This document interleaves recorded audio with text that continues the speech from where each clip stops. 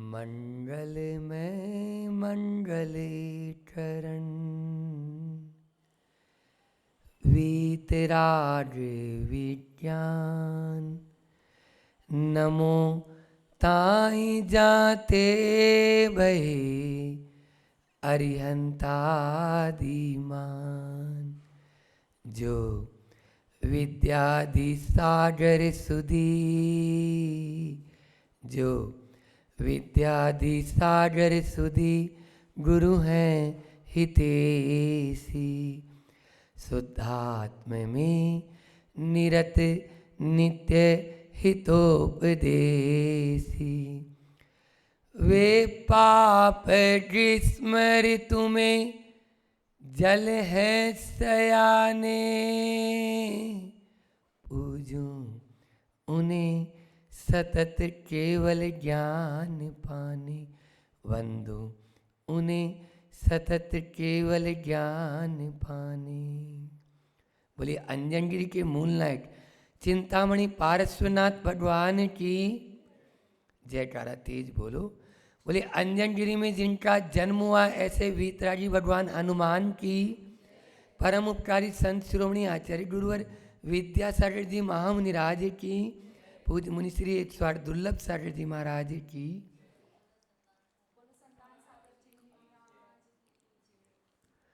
अच्छा ये बताओ, आप घर से हाथ में चावल का जो सामग्री है, चावल आदि जो भी है पूजा की सामग्री, वो लेके निकले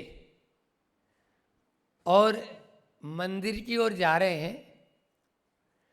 जैसे ही आप मंदिर की ओर जा रहे हैं, आधे रास्ते पहुंचे हैं और एक व्यक्ति आया जो वर्षों से आपका पेमेंट नहीं दिया था। वो बोलता है कि भैया वो मेरे 1.5-2 लाख रुपए जो बकाया था तो मैं आज देना चाह रहा हूँ, तो आपको कितना पेमेंट था ये बताओ। तो आप पहले मंदिर जाकर पूजन करोगे या आधे रास्ते से लौटकर उससे पेमेंट वसूल करोगे? बोलो ना। शायद आप ही नहीं, यहाँ वाले की कोई बात नहीं है, अपन लोग तो सब अध्यात्म दृष्टि वाले हैं, है ना। ऐसे बहुत बिरले होंगे जो ये कहेगा, एक आध कोई मिल जाए कि नहीं भैया मैं पूजन करके आ रहा हूँ, तब तक तू या तो बैठ और या फिर मैं देखता हूँ बाद में देना। ऐसा बहुत ही कोई रियर होगा तो होगा। बस यही दृष्टि हमारी हमको ऊपर उठा सकती है, जो कि प्रभु में और हमारे बीच में कोई भी आ रहा है तो उसको नदारद कर दे, चाहे वो कोई भी हो। जब दो के बीच में तीसरा आता है तभी त्रिशंकु बनता है, चाहे वो घर परिवार हो, चाहे वो भक्त भगवान हो, चाहे वो गुरु शिष्य हो, चाहे पति पत्नी हो, चाहे पिता पुत्र हो। बस वो तीसरा जो आ गया वो त्रिशंकु जिंदगी को बना देता है और उसके बनाने से सारी जिंदगी फिर हम उसी के अंदर खपा देते हैं, बाहर निकल नहीं पाते हैं। बस ये दो के बीच में तीसरा, ये इसको क्या बोलते हैं, 3 तिगाड़ा और काम बिगाड़ा, ये होता है ना। तो ये स्थिति होती है। विगत दिनों में यहाँ पर हम सामायिक पाठ, एक जो 3 समय समता परिणाम में रहने के लिए साधु करता है, वह सामायिक पाठ की चर्चा चल रही है। लगभग यहाँ 1-1.25 महीना हो गया और वही चर्चा रोज चल रही थी। तो उस सामायिक पाठ में से एक ने कहा कि महाराज जी ये तो मुनियों के लिए है समता भाव। मैंने बोला सुन, मुनियों के लिए तो है ही, ये श्रावकों के लिए भी है। आप घर परिवार में रहते हो, यदि मान लीजिए समता रखोगे तो वहाँ पर सुख रहेगा, आनंद रहेगा, शांति रहेगी। यदि मन में उथल पुथल मस्ती रहेगी तो आप 3 काल में घर में शांति से नहीं रह सकते हो। इसलिए कई बार नज़रअंदाज करना पड़ता है अपन को घर परिवार में। एक ने कहा कि महाराज जी की तो हमेशा ही समता रहती, वो और ज़्यादा एडवांस था। महाराज जी तो हमेशा ही समता में रहते हैं, उनको सामायिक की जरूरत नहीं है। मैंने बोला सुन, सामायिक चारित्र और सामायिक आवश्यक, ये 2 चीज़ें हैं। सामायिक चारित्र हमारा हमेशा है, लेकिन जो हाथ पे हाथ धर के बैठना है ये सामायिक आवश्यक है, और ये 3 समय हर मुनिराज को करना है, सुबह, शाम और दोपहर। यदि वो नहीं करते हैं तो वो साधक नहीं। यदि साधक नहीं, हम तो अपने गुरु जी का बता दें, चाहे प्रधानमंत्री मोदी जी आओ, चाहे मुख्यमंत्री जी आओ, चाहे कोई राज्यपाल जी आओ, सामायिक का समय होगा तो किसी से बात नहीं, उस समय बैठना ही है। चाहे कितने ही पंच कल्याणक हुए, इतने बड़े बड़े प्रोग्राम होते हैं, लेकिन सामायिक के समय को कभी भी नहीं छोड़ेंगे। इसलिए ये ध्यान में रख लेगा, सामायिक मतलब अपने भीतर में आना। गुरु जी कहते हैं व्रत पंचक परिपूर्ण, यानी 5 व्रतों को पूर्णता को देने वाला है कौन? सामायिक। और एक शब्द आया रत्नगण श्रावकाचार में, चेलोपसृष्ट मुनिरिव। आप वस्त्रधारी हो सब यहाँ पर, हमारे अलावा आप सब, तो वस्त्र में भी वो सामायिक के समय मुनि के समान है, साधु के समान है। क्यों? जैसे कोई, अब हम सामायिक में बैठे हैं और कोई वस्त्र हमारे ऊपर कोई डाल दिया, समझ लो, तो कैसा हुआ? वो उपसर्ग हो गया एक तरह से। बस जैसे वो बैठा हुआ है तो बस उपसर्ग जैसा समझ लो, अपने परिणामों में डूबा हुआ है। इस प्रकार से एक एक कारिका करके कल हमने आपको 25 नंबर की कारिका में मन को एकाग्र कैसे करें, इस चित्त को एकाग्र कैसे करें, तो 4 बातें मैंने बताई थी। आज फिर से थोड़े नए लोग हैं और सामने बहनें बैठी हुई हैं, तो हम अपने मन को, क्योंकि जब तक हम कंसंट्रेशन नहीं होंगे तब तक कुछ भी नहीं कर सकते जीवन में। चाहे रोटी बनाना हो, चाहे पानी खींचना हो, पानी भरना हो, पानी गर्म करना, चाहे आहार खाना हो, और चाहे साधना करनी हो, और चाहे आपको ऑफिस में बैठ के अपना काम करना हो, चाहे दफ्तर में हो, मंडी में हो, आपका मन जब तक एकाग्र नहीं होगा तब तक क्या आपने अपने कार्य में सफल होंगे? बोलो, कोई भी नहीं हो सकता। तो मैंने उसके लिए 4 बातें बताई थी। सबसे पहला है कि एक से अटैच और बाकी सबसे डिटैच। जैसे अभी आप प्रवचन सुन रहे हो, है ना, तो अब केवल मात्र एक से अटैच और बाकी सबसे डिटैच। जो बात हम यहाँ से बोलेंगे आप सबको समझ में आएगी या नहीं आएगी? बोलो। और यदि आपका ध्यान, ये दुकान है ना, इसको दुकान है ना, इसको दुकान बोलते हैं। क्या बोलते हैं? आपके कान यदि दुकान पे जा रहे हैं, आपके कान यदि बाहर जा रहे हैं, दुकान पे जा रहे हैं, तो 3 काल में, और मैं भी अभी बोल रहा हूं तो कंसंट्रेशन से बोल रहा हूं। यदि मान ली थोड़ा सा भी इधर उधर ध्यान दूंगा तो फिर इधर की बात उधर बोलूंगा। इसलिए पहला है एक से अटैच, बाकी सबसे डिटैच। फार्मूला बताया था मैंने, अटैच प्लस डिटैच बराबर कंसंट्रेशन। बस एक से अटैच और बाकी सबसे डिटैच। फिर दूसरा बताया था मैंने कि क्रोध से, तनाव से और चिंता से, इनसे रहित होना जरूरी है। यदि आपको एकाग्र होना है, अपने मन को एक पर केंद्रित करना है, या पढ़ाई में आपको अच्छे नंबर लाना है, या अच्छे यानी सब कार्य करना है, तो आपको क्रोध से, चिंता से और तनाव से दूर रहना है। आप तनाव जब भी होंगे कभी आप एकाग्र हो ही नहीं सकते, चिंताग्रस्त होंगे नहीं हो सकते, और क्रोध में तो पागल ही हो जाता है आदमी। फिर तीसरा मैंने बताया था अहंकार, आवेग। अहंकार, आवेग और आग्रह, इन 3 से आपको डिटैच होना है। अहंकार, आवेश और आग्रह, तो ही हम एकाग्रचित्त हो पाएंगे। और चौथा बहुत सरल और बहुत अच्छा एक फार्मूला बताया था कि आप अपने भोजन और श्वास पर ध्यान दें। क्या बोला? आपको एकाग्रचित्त होना है तो आप हमेशा अपने श्वास को आता जाता देखें। इसी को प्रेक्षा ध्यान बोलते हैं, इसी को आपके ये विपस्सना बोलते हैं।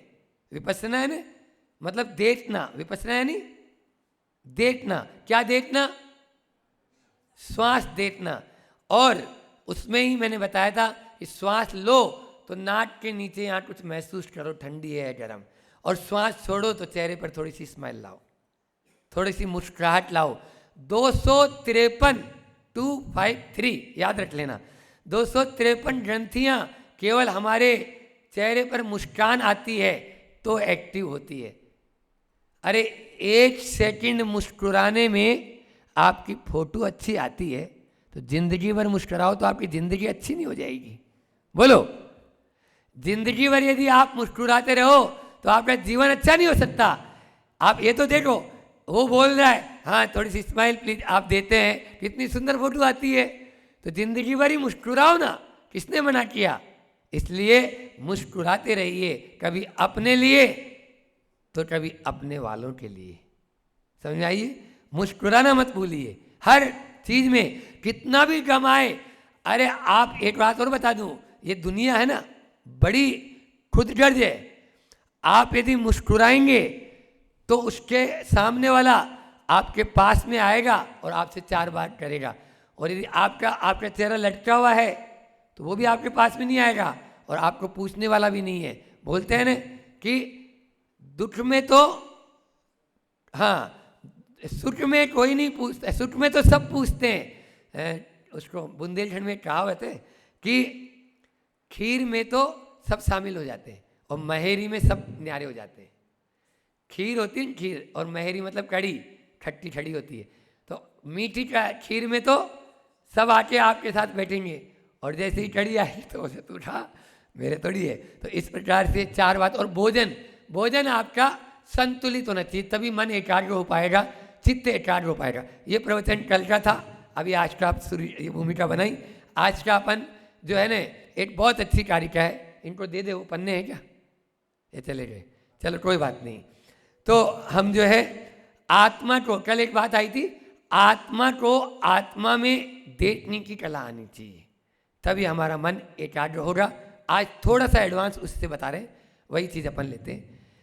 एक है सदा शाश्वती को ममात्मा, विनिर्मल साधि गमय स्वभाव है, बहिर्भवा संत परे समस्ता, न शाश्वता कर्म भवा स्वकीया। बहुत सरल गाता है। हमारी आत्मा कैसी है? एक है, एक है। हम चाहे भले पति पत्नी भी हैं, भले पिता पुत्र भी हैं, भले गुरु शिष्य भी हैं, भले भक्त और भगवान हैं, है ना, लेकिन सबकी आत्मा अपनी अपनी एक है, अलग है ना, सबकी अपनी एक आत्मा। फिर सदा, यानी वह एक आत्मा है और वह हमेशा शाश्वती, शाश्वती का मतलब होता है अविनाशी है। हमारी आत्मा कैसी है? एक है, अविनाशी है, विनिर्मला। विनिर्मल का बोलते हैं कि वह शुद्ध है, निर्मल है, अत्यंत निर्मल है, और स अधिगम स्वभाव है। अधिगम का मतलब होता है ज्ञान। अधिगम का मतलब क्या होता है? ज्ञान। यानी हमारी आत्मा कैसी है? ज्ञान स्वभावी है। ये बताओ, ये माइक देखता है क्या? ये माइक सुनता है क्या? ये माइक बोलता है क्या? ये तो महाराज आप माइक में क्यों बोल रहे हैं? माइक से बोल रहे हैं, माइक के माध्यम से आपके पास आवाज पहुंच रही है, ये नहीं बोलेगा, समझे? फिर मुंह बोलता है क्या? बोलो ना,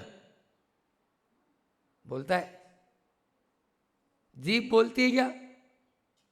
ये प्रतिभा स्थली, बोलो ना, घबरा जाते हैं आप लोग। अच्छा, आंख देखती है क्या? कान सुनते हैं क्या?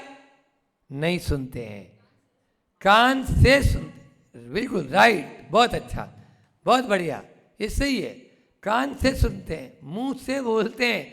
जब तक वो बोलने वाला अंदर है ना, तब तक इस मुंह की और जबान की महत्व है। अभी यहाँ पे डेड बॉडी पड़ी है, उसमें मुंह है या नहीं है? जीभ है या नहीं है? आंखें हैं या नहीं है? कान है या नहीं है? सब है, लेकिन बोलेगा नहीं, सुनेगा नहीं, वो देखेगा नहीं, सब है उसमें। इंद्रियां हैं, लेकिन इंद्रियों का फंक्शन नहीं, क्योंकि फंक्शन गाड़ी का महत्व तभी तक है जब तक उसके अंदर ड्राइवर बैठा है। समझ आया? हाँ, यदि वो नहीं है तो कुछ नहीं, उठाओ, पत्नी भी बोलती है ले जाओ, ऐसी स्थिति होती है। यहाँ पर यही बात कही। फिर कैसा है वह?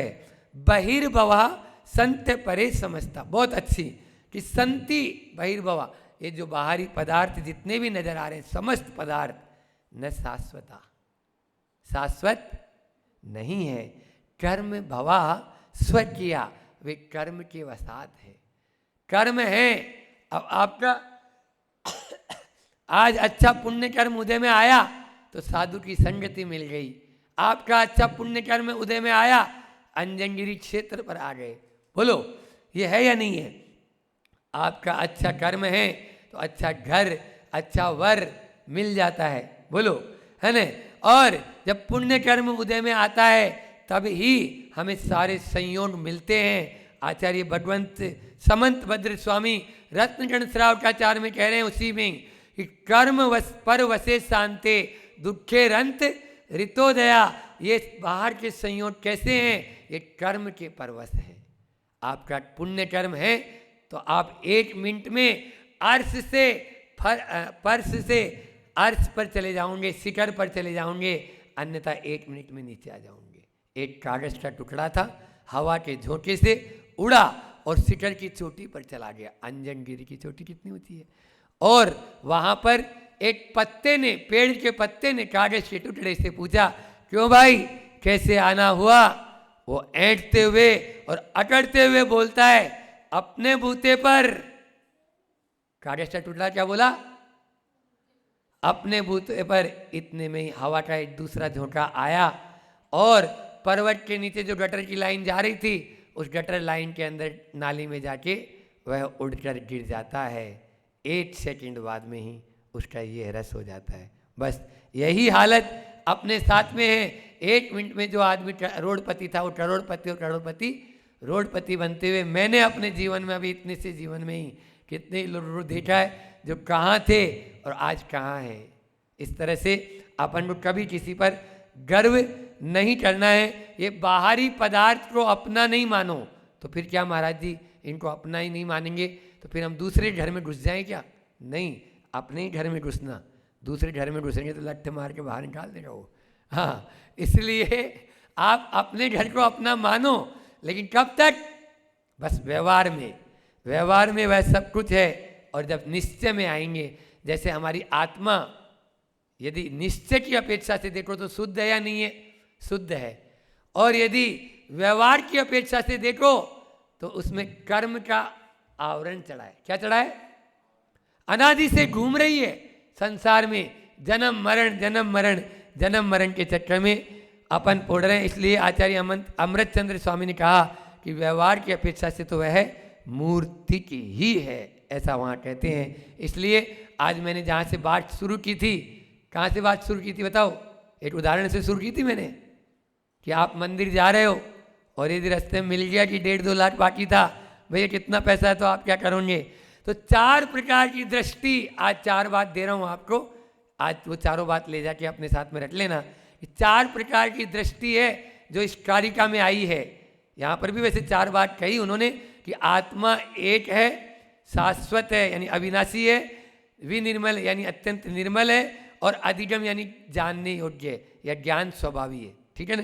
ये 4 बात कही, लेकिन इन्हीं को हमने आधुनिक तौर पर कहा कि आत्मा और परमात्मा की ये बातें बहुत हाई लेवल की हो जाती है, तो ऊपर से चली जाती है। समझ में आ रहा है? तो उसको अपनी भाषा में आप समझ लो कि 2 तरह की दृष्टि आपको अपनाना है और 2 तरह की दृष्टि छोड़ना है।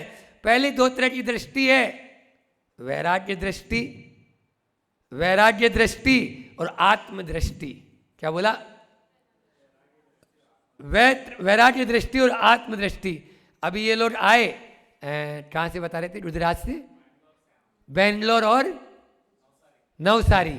आप लोग बेंगलोर और नवसारी वाले आए, बहुत अच्छा कि चारित्र के धारक, आपने जो शब्द यूज में लिया बहुत मार्मिक था कि चारित्र के धारक अंजनगिरी में विराजमान हैं।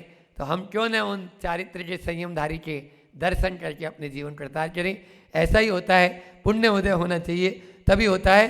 तो वैराग्य दृष्टि और आत्म दृष्टि वाला ही निर्णय ले पाता है। और दूसरी दृष्टि है अर्थ दृष्टि और भोग दृष्टि। क्या बोला? अर्थ दृष्टि और भोग दृष्टि। अर्थ दृष्टि और भोग दृष्टि वाले की क्या दृष्टि रहती है? खाओ पियो और मौज उड़ाओ। कल किसने देखा? ईट ड्रिंक एंड बी मेरी, बस कर्जा लो और घी पियो, खाओ पियो और मौज उड़ाओ। यही स्थिति चलती है अर्थ दृष्टि वाले की। और आजकल तो वैसे भी सरकारें भी लगी है कि लोन पे सब काम करते हैं वो, आ जाओ लोन पे गाड़ी ले लो, लोन पे मकान ले लो, लोन पे ये ले लो, लोन पे वो ले लो, हर चीज़। मतलब यानी बच्चा पैदा नहीं हो तो पहले ही लोन देना शुरू कर देते हैं वो लोग। तो ऐसी स्थितियां चल रही है, लेकिन ऐसी स्थिति अपने यहाँ नहीं। ये अर्थ दृष्टि और भौत दृष्टि वाले करते हैं, अपने यहाँ तो केवल मात्र आत्मदृष्टि और वैराग्य दृष्टि की बात की है। अंत में एक उदाहरण और हाइकू लेकर अपनी वाणी को विराम करूंगा कि अनजान था, हाइकू आचार्य श्री जी का, थोड़ा सा समझने की कोशिश करना, हालांकि आप लोग समझ जाएंगे, सब इंटेलिजेंट है। अनजान था, ये 5 अक्षर हैं। अनजान था तभी मजबूरी में मजदूर था। अनजान था तभी मजबूरी में मजदूर था। जब तक हम अनजान रहते हैं तब तक मजदूर बने रहते हैं, मजबूरी मानकर अरे मजबूरी है भैया, तो एक मजदूरी जैसा काम करते रहते हैं। एक सेठ था, उस सेठ का इकलौता बेटा, एक ही बेटा था, और वह जब 7-8 साल का था तभी वह बिछुड़ गया। और बिछुड़ क्या गया कोई पता नहीं। इधर उसको बहुत दिनों बाद जब बुढ़ापा आया तो एक नौकर की ज़रूरत थी। अब वो नौकर, वो लड़का एक नज़र आया उसको, 25-30 साल का, वह लड़का को नौकर उसको रख लिया और वह नौकरी करने लगा। सेठानी भी उसको बहुत चाहती, सेठ भी चाहते, लेकिन एक दिन ऐसा हुआ कि उसको बुखार आ गया। अब अक्सर होता ही घरों में कि बुखार आ जाता तो उठता नहीं है व्यक्ति। वो भी बहुत तेज फीवर था, सो रहा था, सो तो रहा था, लेकिन इधर सेठा ने आवाज़ दी 3-4 बार, वो सुना ही नहीं। कहाँ से सुनता, बेसुध सा पड़ा था। तभी उसने फिर से 2-3 बार उसका दरवाज़ा खटखटाया और देखा, उसको खोला तो अंदर वो तो बेसुध सा पड़ा है। उसको देखा और देखते ही उसको पता लगा कि ये तो बुखार है, इसको तो तेज है। जैसे ही उसको हाथ देखा, सुन रहे हो, हाथ देखा तो हाथ देखते ही उसके हाथ में कुछ लिखा हुआ था। उस हाथ पर जो नाम लिखा था वो नाम वही था जो कभी उसने अपने बेटे के हाथ पर लिखवाया था। उसके चेहरे को गौर से देखा, गौर से देखते बोलते हो न हो ये जरूर मेरा ही बेटा है।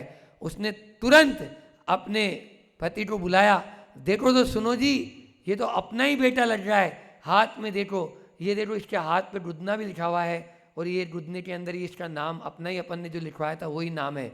अब उसको हिलाया, तब उसको भी अचानक उसकी नींद खुली और हाँ क्या हुआ, तुम आवाज़ दे रहे थे, तब बोलते कि आपका यानी बैकग्राउंड क्या है, उससे पूछा उस लड़के से जो 25 साल का था, आपका बैकग्राउंड क्या है। मुझे मालूम नहीं, मैं जब 8-10 साल का था तब मैं अपने माता पिता से बिछुड़ गया था, उसके बाद में फिर मैं ऐसे ही अपना पालन पोषण करता रहा और अभी आपके यहाँ नौकरी कर रहा हूँ। तब जाके उनको विश्वास हो गया कि ये मेरा ही बेटा है। अनजान था, अनजान था तभी मजबूरी में मजदूरी करता रहा या मजदूर बना था। जब तक अनजान रहते हैं इसी प्रकार से हम भी मजदूर बने रहते हैं। बस उस आत्म तत्व को जान लेंगे तो एक दिन हम भी मजदूर नहीं हो जाएंगे, हम मजबूरी नहीं रहेगी, मजबूत हो जाएंगे और मजबूत बनकर हम भी मोक्ष मार्ग में आगे बढ़ जाएंगे। आज जैसा कि आप लोग सब जानते हैं कि अंजनगिरी में एक लंबा प्रवास हो गया और गुरु आदेश सर्वोपरि होता है, तो गुरु के आदेश की प्रतीक्षा में ही सब लोग बैठे भी रहते हैं। अभी आषाढ़ का महीना है, सब चाहते हैं कि वह सावन भादो हमारे यहाँ हो और चातुर्मास हमारे यहीं हो। अंजनगिरी वाले भी यही चाह रहे हैं, बहुत ज़्यादा उनकी भी भावना, गए भी गुरु जी के पास में, लेकिन क्या करें, गुरु जी का जहाँ संकेत होता है, जिधर होता है उधर ही जाना होता है। देखो आज क्या होता है आपको मालूम चल जाएगा। अभी से पहले से क्या बोलें, लेकिन उसके बारे में एक छोटा सा 2-4 लाइन में एक भजन आपको सुना देते हैं, ठीक है। लेकिन रोना नहीं है आप लोगों को, नहीं तो फिर गड़बड़ हो जाएगा। चलो चिड़िया हुआ पूरा, यहाँ का आबिदाना है, पुरानी हो गई खिड़की, पुराना आसियाना है। पुरानी हो गई खिड़की, पुराना आसियाना है। चलो चिड़िया हुआ पूरा, यहाँ का आब दाना है। आब यानी हवा होती है, हवा और दाना पानी यहाँ का। पुराना हो गया आंगन, पुरानी हो गई खिड़की, जहाँ ताला लगाते थे वो दरवाजा पुराना है। पुरानी हो गई खिड़की, पुराना आसियाना है। छोड़ कर जाएगा जिस दिन तू अपनी धर्मशाला को। इसको अध्यात्म में गठित करो कि छोड़ कर जाएगा जिस दिन तू अपनी धर्मशाला को, तुझे उस रोज कमरे का किराया भी चुकाना है। चलो चिड़िया हुआ पूरा, यहाँ का आबिदाना है। जन्म और मृत्यु के क्रम में जरा सा भेद होता है। एक जन्म ले रहा है, एक मरण कर रहा है। एक तरफ खुशियाँ होती है, एक तरफ गमगीन हो जाते हैं। कि जन्म और मृत्यु के क्रम में जरा सा भेद होता है। किसी से दूर होना है, किसी के पास जाना है। चलो चिड़िया हुआ पूरा, यहाँ का आबिदाना है। गए जब राम के सब भी, ईसा और मोहम्मद भी, अगर हम भी चले जाएं तो आंसू क्या बहाना है। पुरानी हो गई खिड़की, पुराना आसियाना है। इस युग में रजत स्वर्ण के आकर्षण विकर्षण से, जहाँ जाते हैं वहाँ आकर्षण और विकर्षण, अच्छा और बुरा मिलता है। तो इस युग में रजत स्वर्ण के आकर्षण विकर्षण से हमें आगे निकल कर के ठिकाना भी बनाना है। चलो चिड़िया हुआ पूरा, यहाँ का आबिदाना है। जन्म और मृत्यु के क्रम में जरा सा भेद होता है। कहीं दीपक जलाना है, कहीं दीपक बुझाना है। चलो चिड़िया हुआ पूरा, यहाँ का आबिदाना है। पुरानी हो गई खिड़की, पुराना आसियाना है। ये समझ लीजिए, क्योंकि अंजनगिरी में बुलाने की आवश्यकता नहीं है। समझ में आ रहा है? यहाँ पर ध्यान लगाने की आवश्यकता नहीं होती है। हम जब गुफा में जाएं, चाहे आपके यहाँ बोधि वृक्ष है, पेड़ के नीचे जाके बैठें तो स्वतः ही ध्यान लग जाता है। एक इधर दो पेड़ हैं, आहार के बाद मैं वहीं जाके बैठता हूँ। बस वहाँ बैठ के ऐसा शांत वातावरण, वैसी हवा, तो अपना आप ही अच्छा लगता है। लेकिन एक जगह रुक भी नहीं सकता साधु, क्योंकि बहता पानी निर्मला। और आचार्य श्री जी का एक शब्द है, आना जाना लगा हुआ है। इस संसार में भी यही क्रम है, आते हैं और चले जाते हैं। कोई भी आते हैं और कोई भी चले जाते हैं। बस ये जरूर होता है कि श्रावण तो उस सूरज की भांति होता है कि सूरज जिधर जिधर मुँह करता है, फूल भी अपना मुँह सूरजमुखी बोलते हैं उसको, वो उधर उधर कर लेता है। तो आप लोग भी, क्योंकि विद्याधर लोग हो आप लोग, गाड़ी में बैठे और फुर्र से उड़ गए। तो इस प्रकार से लाभ लेने वाले सब जगह लाभ लेंगे, इतना ही रखते हैं। अहिंसा परमो धर्म की। आचार्य गुरुवर विद्यासागर जी महामुनि राज की।